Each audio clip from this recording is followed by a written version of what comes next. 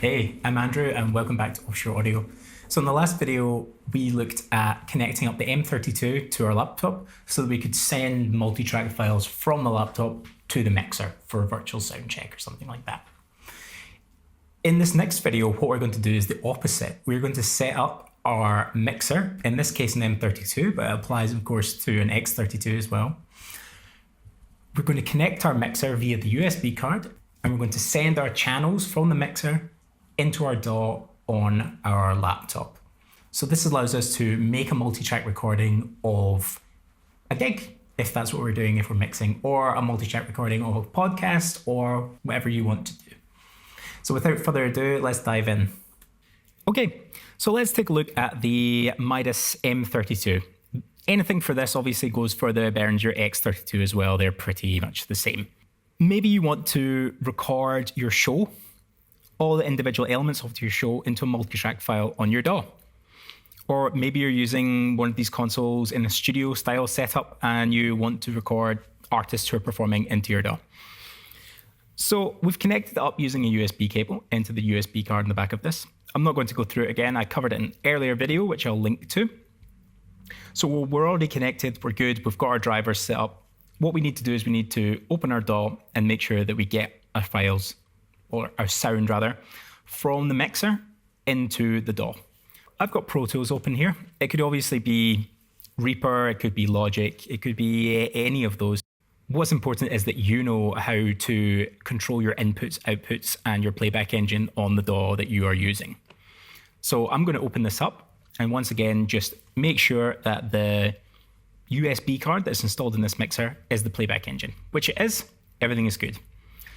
I've got a track up here, a stereo track, which I've marked return because I'm just using this as an example. Unfortunately, I don't have a band here to play in all the tracks to show you the multi-tracks, but the principle remains the same. I've set my inputs to 1 and 2.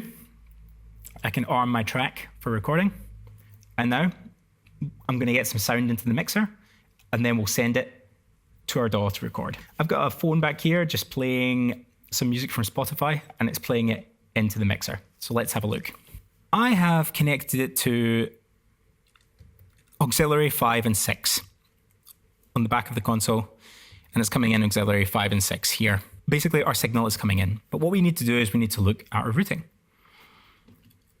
I've gone over routing in depth before in previous videos, and I take a really deep dive in my course, Unlock Live Sound, which you can check out. There's a link to that down below. You can get the first module for free. I'll leave it in the description below.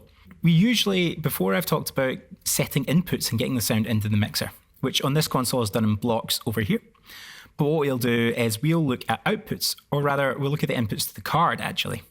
As from the previous video, when we connected it up, you're kind of sending stuff to the card and then the computer is retrieving it from the card and vice versa. The computer sends stuff to the card and then the input blocks here retrieve it from the card.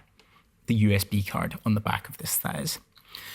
So here on my card screen, currently it's set to local 1 to 8, local 9 to 16. If you want to just mirror the setup in your console and record it into your multi-tracks, then you just need to set these card slots to be the same as your input slots here. So local 1 to 8, 9 to 16, AES 1 to 8 and 9 to 16. Great. If I was set up like that, then every channel that I brought in here would correspond 1-to-1 with the channels that I set up in my DAW.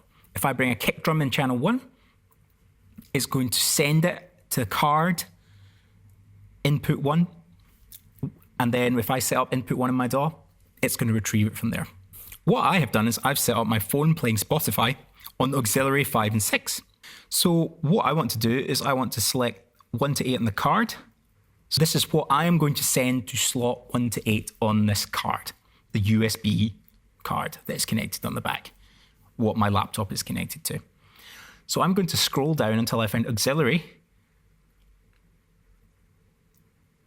1 to 6 / talkback. Great. So when I select that, I'm now sending auxiliary 1 to 6 and the talkback to the card inputs 1 to 8. Now I'm connected in auxiliary 5 and 6. So what I need to do is go over here to Pro Tools and change the input of my channel here to 5 and 6. And just like that, you see the music coming in on the channel. So that way I know that I've taken the input from the back of this console and I've routed it to the card, and Pro Tools is collecting it from the card, okay? But there's another really cool way that you can do this, and it's a lot more flexible. So let's just take a look at that really quick.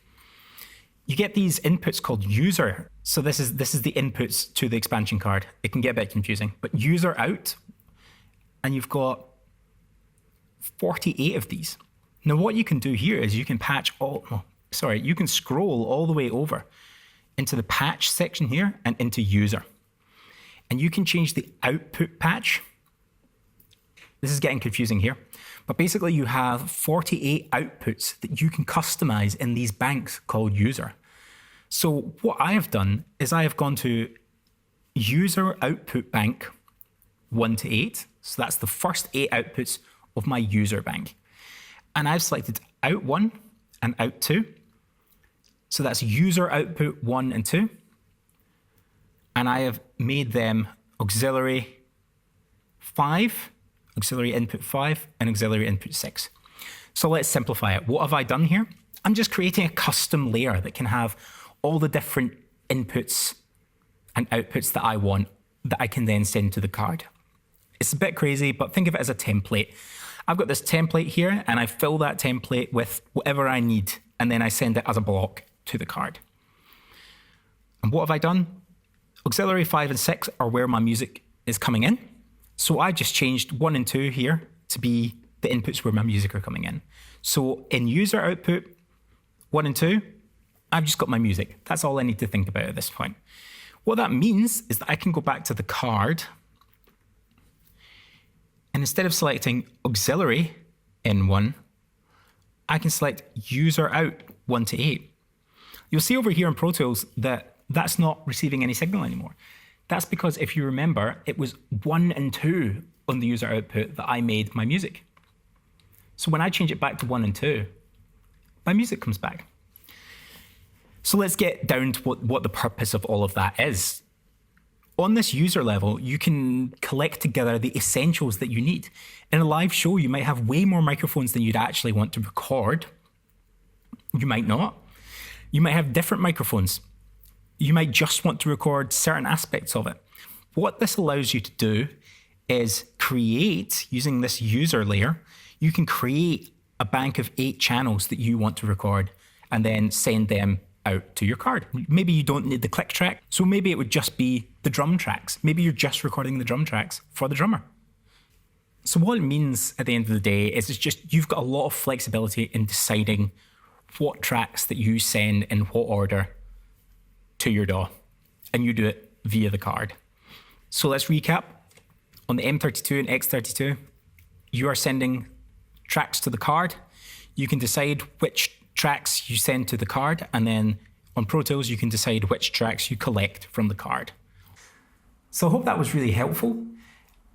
The main takeaway from this really is, again, how essential routing is. And I mentioned in the video that you can check my previous video out on routing, and also that I have a course called Unlock Live Sound, and you can get the first module for free. In that course, we really dive deep into routing as well, so you can really understand it, and we use this console as an example. So really great if you're using this console regularly and want to get to know it a little better. I'll leave a link for that below in the comments. But the main takeaways from this are just your routing. Make sure everything's connected and know your routing, and think of that card as a third entity, a third party.